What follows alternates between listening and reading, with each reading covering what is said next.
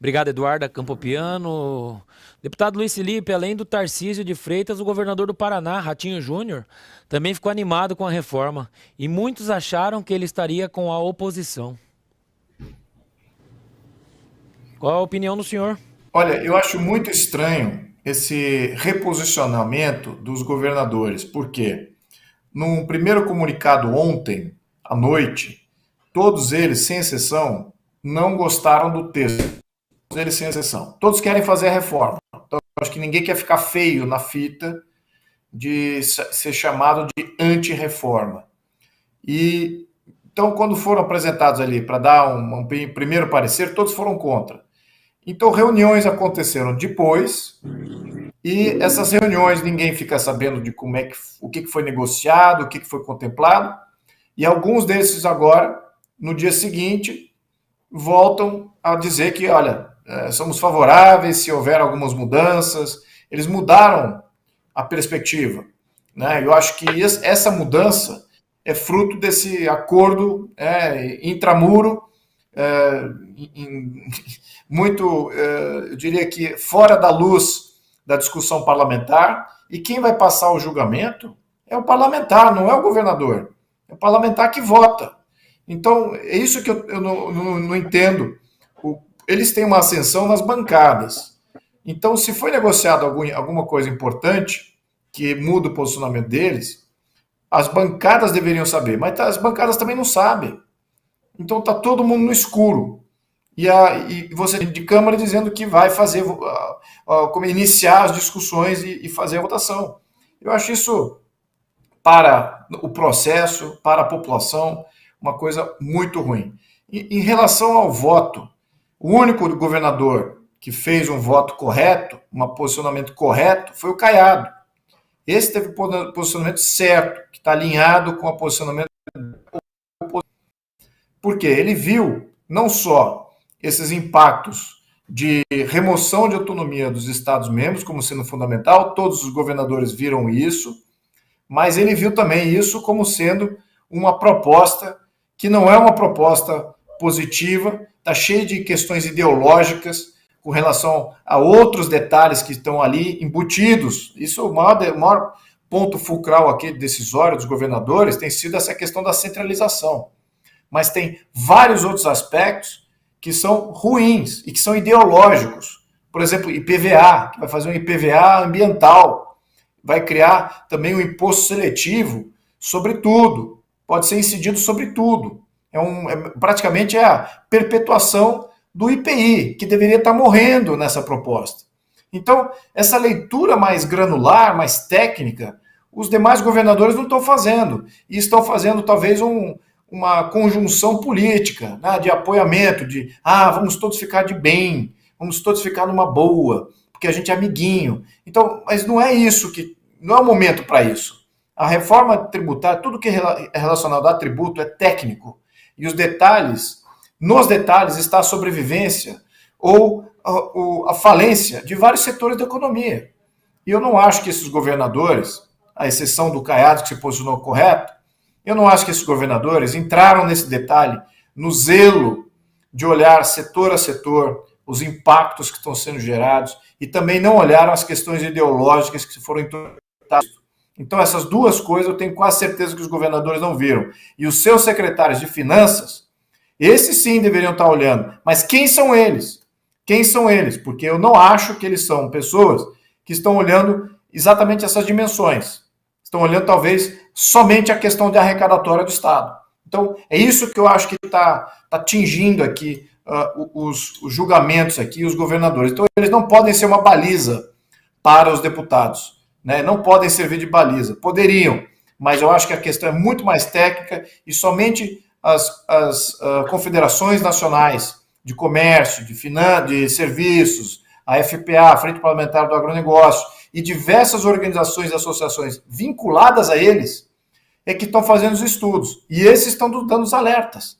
Esses é que estão municiando os deputados. Porque, afinal, os deputados é que vão votar isso, não são os governadores.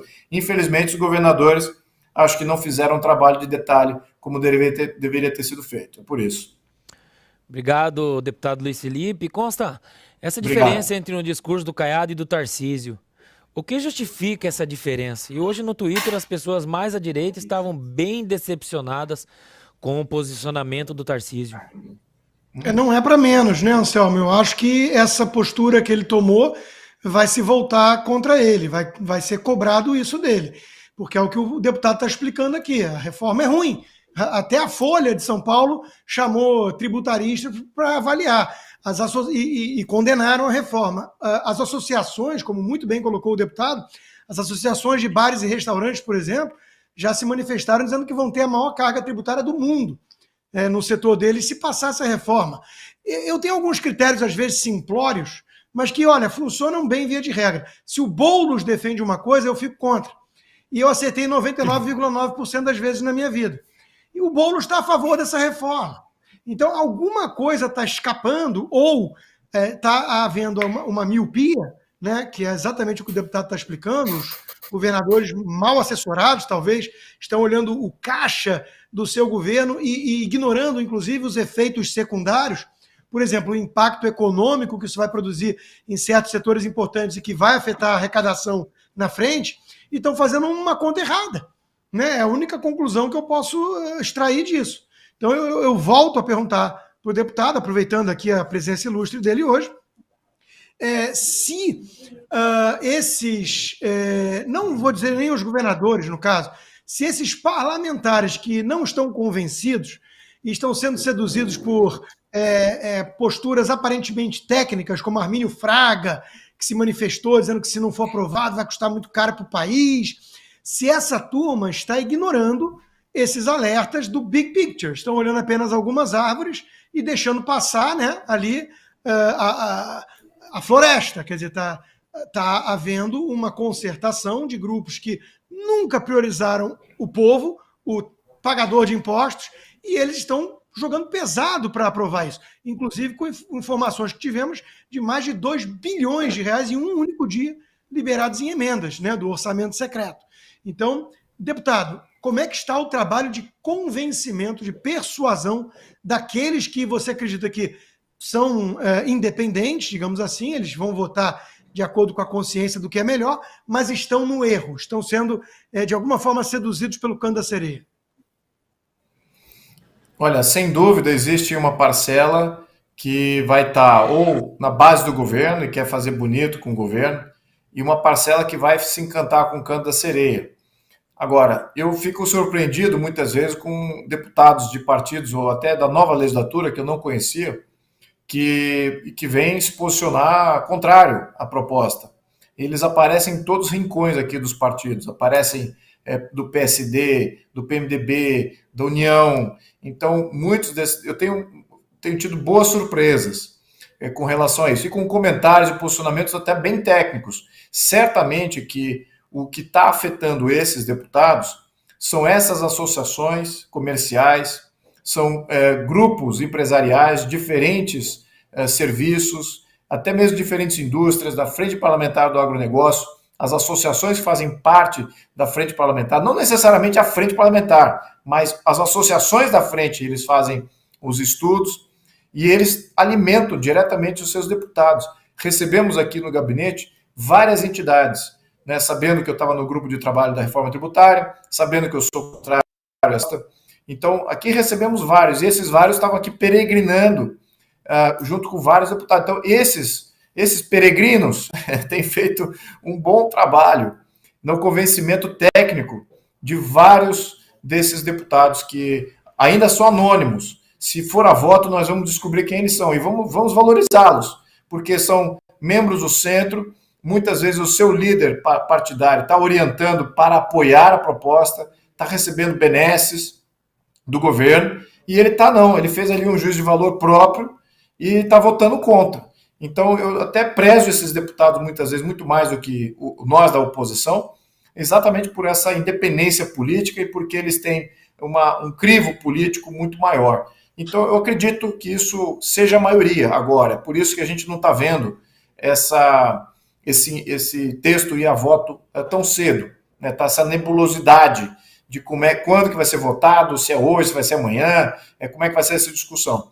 Agora, é isso que preocupa até o posicionamento do presidente da casa, né? Porque estamos aqui, nós somos uma quarta-feira e praticamente não votamos nada, né? Temos uma pauta bomba essa semana, CARF, temos reforma tributária e temos arcabouço fiscal. Os 3 itens são absolutamente contra a população brasileira, sem exceção. Os 3 itens, cada um no seu devido mérito, totalmente contra a população. Então, é isso que está sendo negociado pelo presidente, é isso que ele tem na mão. E eu diria que é muito difícil para um deputado aprovar, depois ainda sofrer com opinião pública, e opinião pública qualificada, né? Porque tem várias associações aí fazendo conta, e é um prejuízo direto, é um prejuízo existencial. Algumas empresas, alguns serviços vão sumir.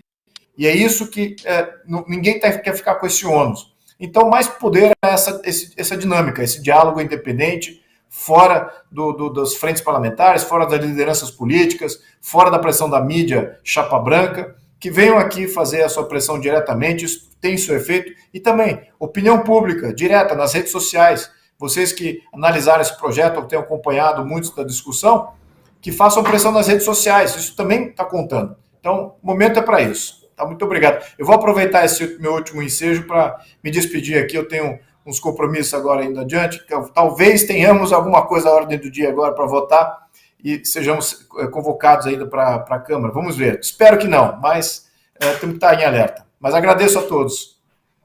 Nós que agradecemos. Obrigado, deputado, por atender prontamente o Bradock Show nesta quarta-feira.